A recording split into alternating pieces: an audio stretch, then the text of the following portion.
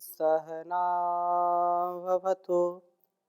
सहनौ भुनक्तु सह वीर्यं करवावहै तेजस्विनावधीतमस्तु मा विद्विषावहै।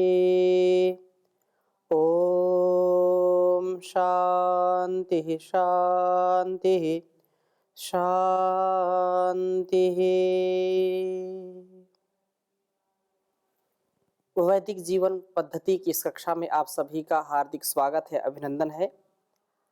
परमपिता परमेश्वर की महती कृपा से, असीम अनुकंपा से हम उस ईश्वर की परम वाणी, परम शक्ति, परम जो शांति प्रदान करने वाली है, ऐसी कल्याणी वेदवाणी का स्वाध्याय कर रहे हैं और निरंतरता के साथ इसके उपदेश का, इसके संदेश का अवगाहन करते हुए, इसको आत्मसात करते हुए अपने जीवन के जो उत्कृष्ट दिव्य कर्म हैं उनके लिए सतत प्रयत्नशील हैं।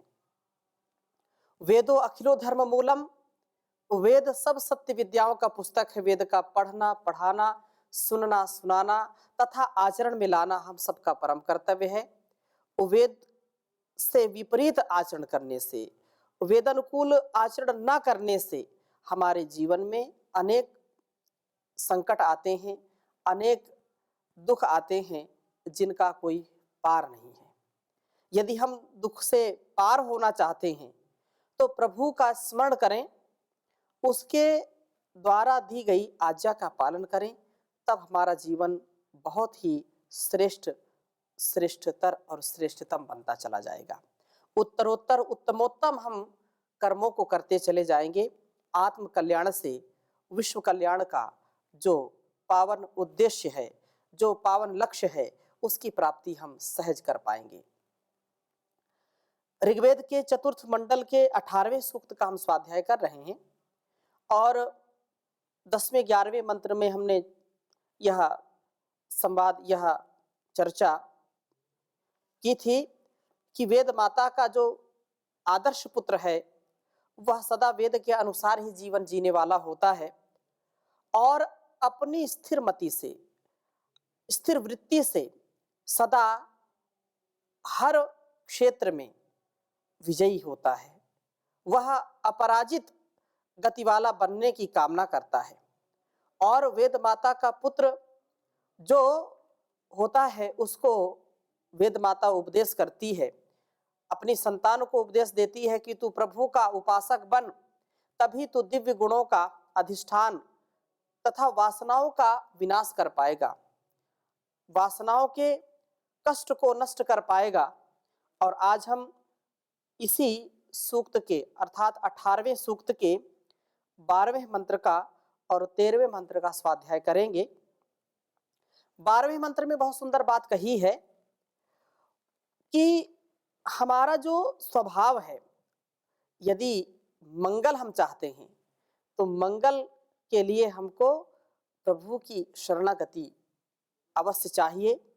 इसलिए कहा है, ओम कस्ते मातरम विधवाम चक्रच्छुयुम कस्त्वाम जिघान सच्चरंतम कस्ते देवो अधिमार्डिका आसिदत्य प्राक्षिणाः पितरम पाद गृह्य। कस्ते मातरम, यह उपदेश किया कि हे जीव, यत जब तू पितरम अपने पिता को, पादगृह्य उनको पैर पकड़ करके, पांव पकड़ करके, प्राक्षिणाः नष्ट करता है, अर्थात जब तू अपने पिता प्रभु को बिल्कुल भुला देता है, वो तो पिताओं का भी पिता है, परम पिता है, जब उसको हम विस्मृत कर देते हैं, उसका विस्मरण होता है हमारे स्वभाव में, कहते वे प्रजापति प्रभु मातरम माता को विधवा अचकृत कर देते हैं, अर्थात अवैदिक जीवन वाले संतान के पिता पुत्र के कार्यों से शोकातुर हो जाते हैं और शीघ्र ही अपने जीवन को समाप्त कर लेते हैं।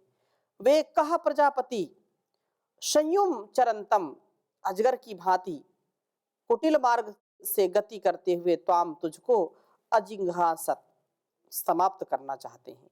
प्रतिक्षण की कुटिलता कभी दीर्घ जीवन को नहीं होने देती। हे जीव, तू यह बिल्कुल भूल ही गया कि वे कहा देवहा प्रकाशमय प्रजापति ते तेरे लिए अधि मारडी का अतिशयित सुख के निमित्त आसित थे।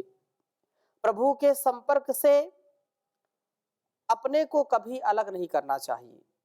प्रभु की शरणागति, प्रभु का स्मरण, प्रभु का स्तवन, स्तुति, प्रार्थना, उपासना, उनका सुमिरन, उनके जप से हमारे अंदर का तप बढ़ता है और हम हर प्रकार के दुखों से बच जाते हैं, हम आनंद को प्राप्त हो जाते हैं। इसलिए प्रभु के संपर्क में तो तुझे आनंद ही आनंद था।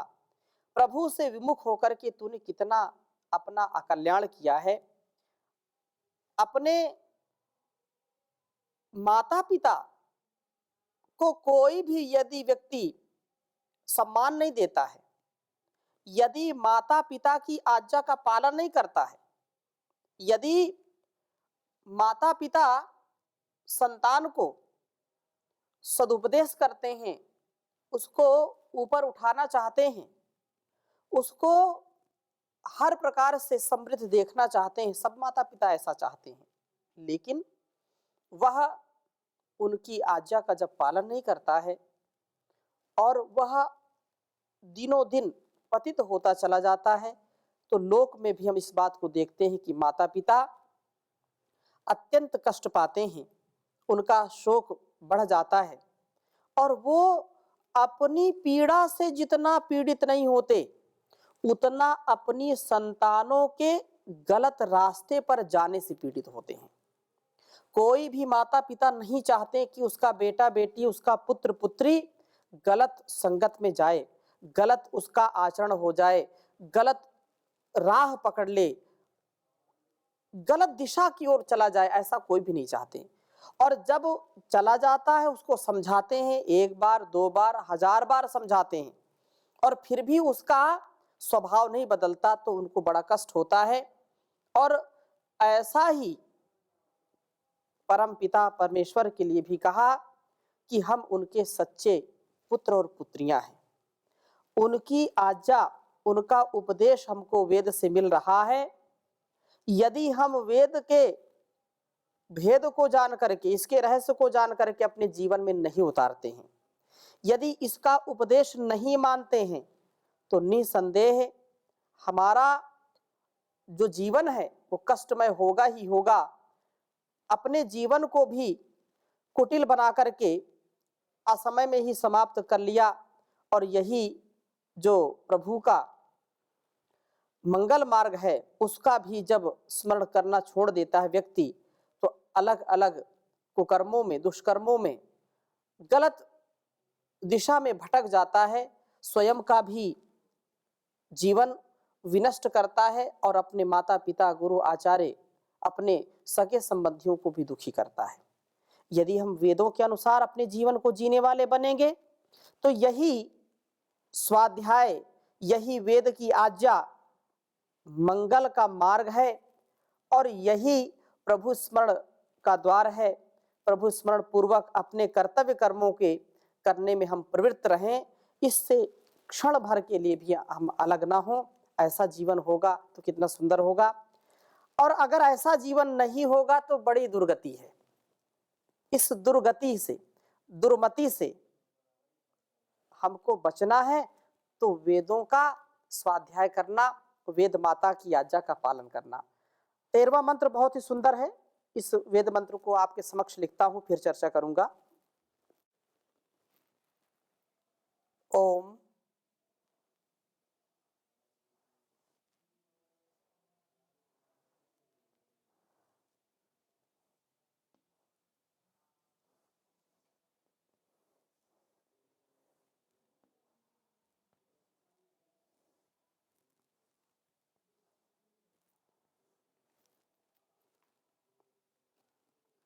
अवर्त्याशुना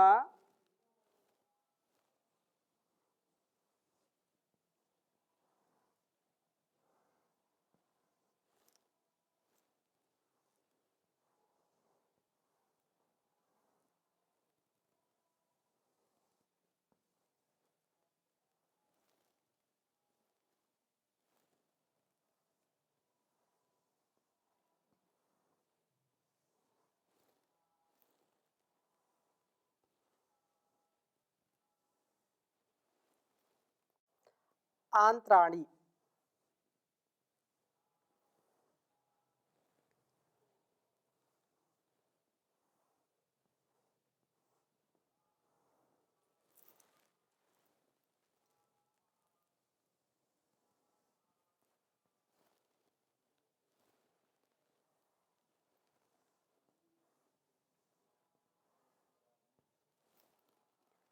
पेचे न देवेषु,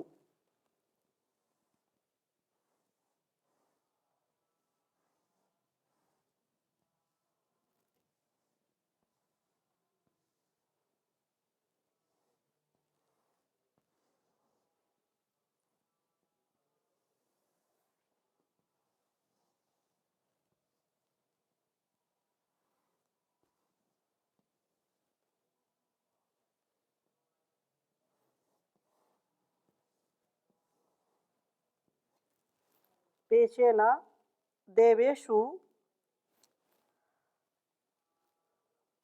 विविदे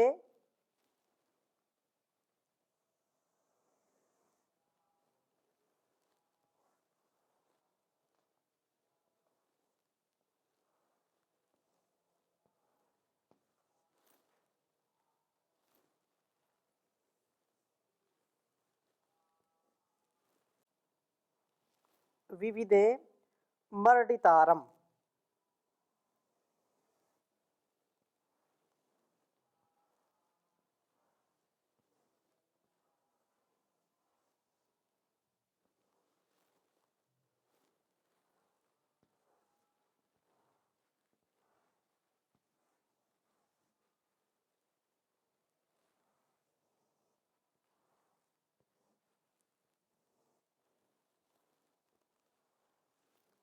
मर्डितारम अपश्यम जायाम महीय मानामधा, अपश्यम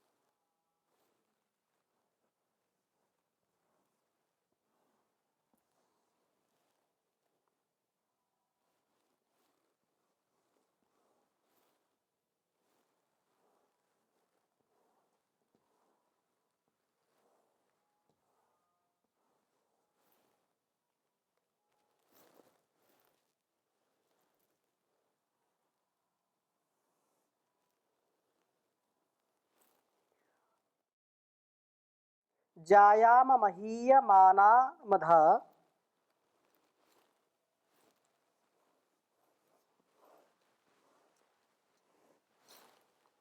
में शेनो,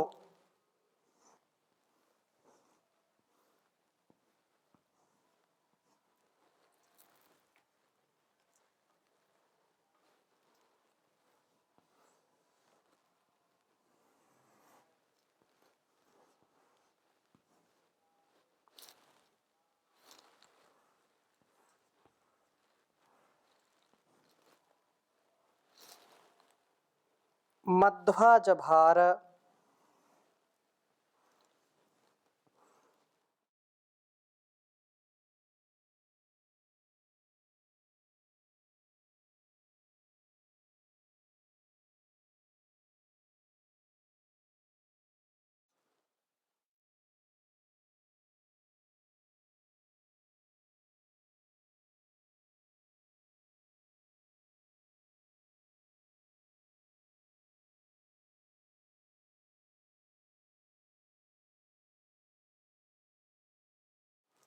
ऋग्वेद के चतुर्थ मंडल का यह 18वां सूक्त है, जिसका यह 13वां मंत्र है।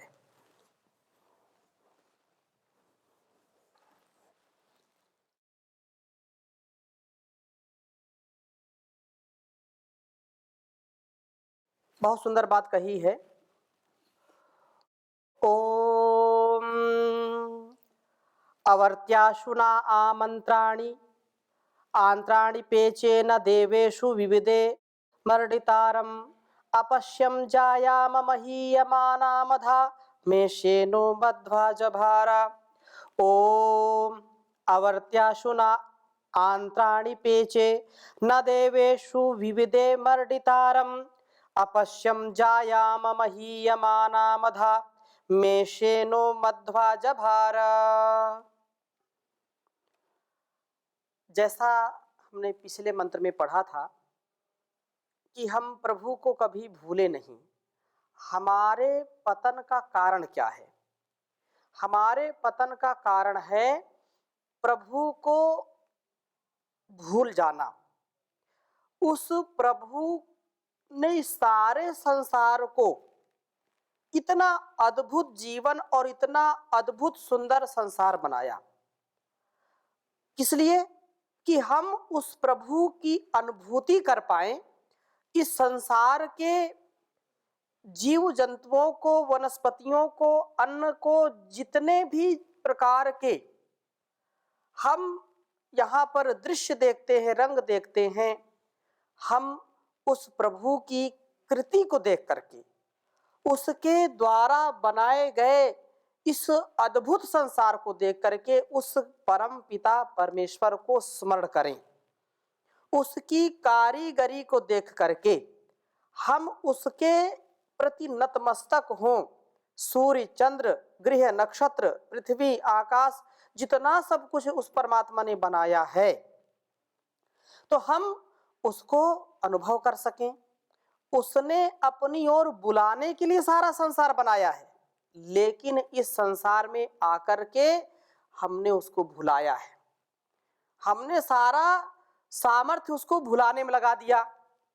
तो जो व्यक्ति उस व्यक्ति को बनाने वाले को जो भूल जाता है, अर्थात हम संसार में सबसे श्रेष्ठ प्राणी कहलाते हैं, मनुष्य सबसे श्रेष्ठ जीवों में, लेकिन यदि श्रेष्ठता हमारी केवल भोगों में है, केवल सांसारिक सुखों की ही कामना में हमारा चित्त चलता है, तो दुर्गति हमको अवश्य प्राप्त होगी।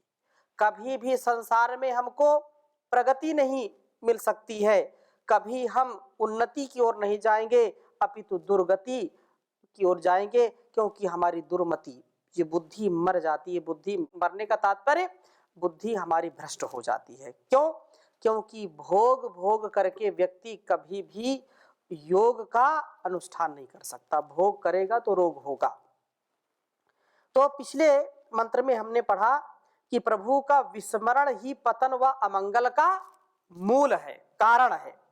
और इस वेद मंत्र में कहा कि भूल जाने पर मैं अवर्त्या, जीवनोपाय के अभाव में, गरीबी में, शुनः आंत्राणी, कितना सुंदर मार्मिक यहाँ पर उदाहरण दिया है कि जैसे जीवनोपाय के अभाव में, गरीबी में, शुनः आंत्राणी, कुत्ते की आंतों को पेचे, पकाने वाला बना। अर्थात कुत्ते को आंतों को पकाकर मुझे अपनी भूख मिटानी पड़ी। ये जो, यद्यपि यहाँ जो उदाहरण है इसको आंशिक रूप में हमको समझना है, इतनी दरिद्रता, इतनी जो हमारी कमियों से हमारे लिए जो संसार का भोग है वह रोग पैदा करता है।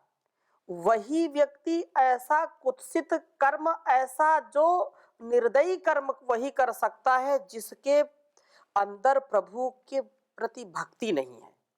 जो प्रभु की भक्ति से दूर है वही इतना क्रूर हो सकता है, इतना वह दुखी हो सकता है, इतना चांडाल बन सकता है कि उसको हिंसा अहिंसा का, सत्य असत्य का, धर्म अधर्म का बोध नहीं होता है। और वो अपने स्वार्थ के लिए, अपने निजी सुख के लिए कितनी हिंसा कर सकता है, इसका हम कभी अंदाजा नहीं लगा सकते हैं, कभी उसका हम अनुमान नहीं लगा सकते हैं, इतना व्यक्ति क्रूर हो जाता है जब प्रभु के प्रति भक्ति नहीं होगी, प्रभु से दूर हो जाता है, उसकी दुर्मति दुर्गति की ओर ले जाती है उसको। इसलिए इस बात को कहा। और अगली बात क्या कही, कितनी भयंकर दरिद्रता में व्यक्ति पड़ जाता है। और देवेशु, सूर्य आदि देवों में किसी भी देव को मर्डितारम, सुख देने वाला ना विविदे मैं नहीं पाया। अर्थात पाप के परिणाम स्वरूप देवों की भी प्रतिकूलता हो जाती है, पापी पर आधिदैविक आपत्तियां भी आ पड़ती हैं। मैंने इस पाप वृत्ति के परिणाम स्वरूप जायाम जो है, इतनी स्थिति दयनीय हो जाती है कि व्यक्ति अपने परिवार के लोगों के लिए भी क्रूर बन जाता है। उसका जो कारुण्य स्वभाव है, जो करुणा का स्वभाव है, जो उसके अंदर वात्सल्य का, प्रेम का भाव है, वह भी छिन्न भिन्न हो जाता है उसका स्वभाव। इसलिए कहा कि मैंने इस पाप वृत्ति के परिणाम स्वरूप जायाम, अपने जो सहधर्मणी अपनी पत्नी को भी अमहीय मानानाम, अमहीय मानाम निरादृत होती हुई को तथा मेरा ही निरादर करती हुई को अपश्यन देखा।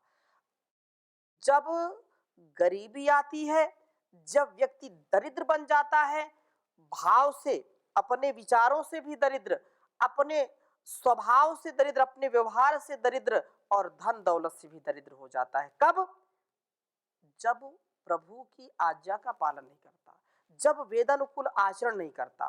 केवल धन धान्य से व्यक्ति बहुत बड़ा जो है ऐश्वर्यशाली हो जाए, ऐसा बिल्कुल नहीं है। एक गरीब व्यक्ति भी जो जीवन को सात्विक जीता है और जीवन में जिसकी आध्यात्मिकता है, चाहे कितना भी भूखा हो, कितना भी प्यासा हो, कितना ही दीनहीन स्थिति को प्राप्त हो जाए, लेकिन उसका व्यक्तित्व देदीप्यमान होता है, उसका चरित्र देदीप्यमान होता है, उसका संबंध जिसके साथ होता है वह कभी भी उससे दुख नहीं पाता है। इसलिए उसके अंदर एक दिव्य शक्ति काम करती है।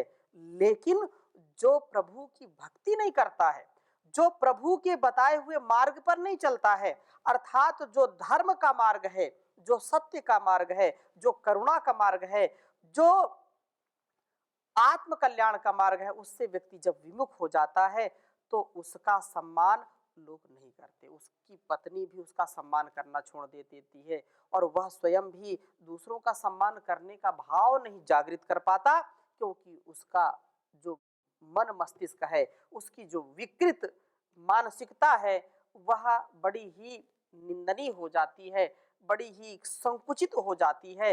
वह अपने जो है संबंधों में भी पवित्रता नहीं रख पाता है, उसके स्वयं की संतानें उसका सम्मान नहीं करती, उसकी पत्नी उसका सम्मान नहीं करती। या पति हो या पत्नी हो, दोनों के लिए इस बात को समझ लेना चाहिए। और इससे अधिक दुर्गति और क्या हो सकती है। जो सहधर्मणी है, जो जीवन को साथ साथ जीने के लिए जिसने 7 फेरे लिए हैं, 7 जन्मों तक जीने की कसम खाई है, तो वह भी साथ छोड़ देती है।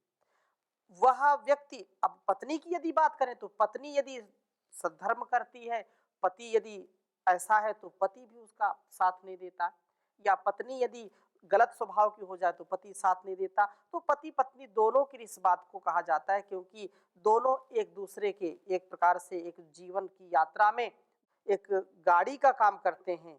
तो 2 पहिए हैं, 2 में से एक पहिया भी यदि गड़बड़ है तो वह जीवन चल नहीं सकता है। इसलिए इससे बढ़कर के दुर्गति क्या हो सकती है। इस स्थिति से घबरा कर के, भयभीत होकर के जब मैंने प्रभु का स्मरण किया तो अधा, तब उस सेना गतिशील प्रभु ने मेरे लिए मधु आज भारा, मधु को प्राप्त कराया। अर्थात प्रभु कृपा से मेरा जीवन अतिशयन मधुर बन गया, अवर्ती समाप्त हो गई। अर्थात जो हमारे अंदर दुर्गुण, दुर्व्यसन, दुर्व्यवहार का भाव था, जो दुर्मति थी और जो दुर्गति हो रही थी, वह सदगति में बदल गई। वह सम्मान और उत्साह से मेरा जीवन भर गया, मैं हर प्रकार से मधुरता से युक्त हो गया। सब देव अनुकूल हो गए। जब व्यक्ति के ऊपर विपत्तियां आती हैं, विपत्तियों का पहाड़ टूट पड़ता है, तो कोई साथ नहीं देता, लेकिन जब अनुकूल परिस्थितियां आ जाती हैं तो सब साथ देते हैं। इसलिए मेरे जीवन में अतिशय सुख आनंद की प्राप्ति हो गई। सभी देवता मेरे अनुकूल हो गए और मेरे पति जो है या मेरी पत्नी, मेरे बच्चे सब मेरे अनुकूल हो गए, उचित आदर देने वाले हो गए। इस प्रकार से जीवन की सब कटुता कट गई और मधुर जीवन बन गया, माधुर्य का अनुभव हुआ। प्रभु विस्मरण से उत्पन्न दुर्गति प्रभु स्मरण से दूर होती है और जीवन मधुर बन जाता है। इसलिए संपूर्ण इस सूक्त में बड़ी सुंदर चर्चा की है कि जीवन को वैदिक बनाने पर बल दिया है, वेदानुकूल जीने का हमको साहस दिया है। प्रभु स्मरण जीवन को वैदिक जीवन बनाने के लिए सहायक है। प्रभु ने तो ही वासनाओं का विनाश करने का सामर्थ्य दिया है, तो आप ऐसा जीवन जी पाए, उस प्रभु की शरणागति को प्राप्त करें, तो हमारा जीवन अतिशय आनंद को प्राप्त होगा।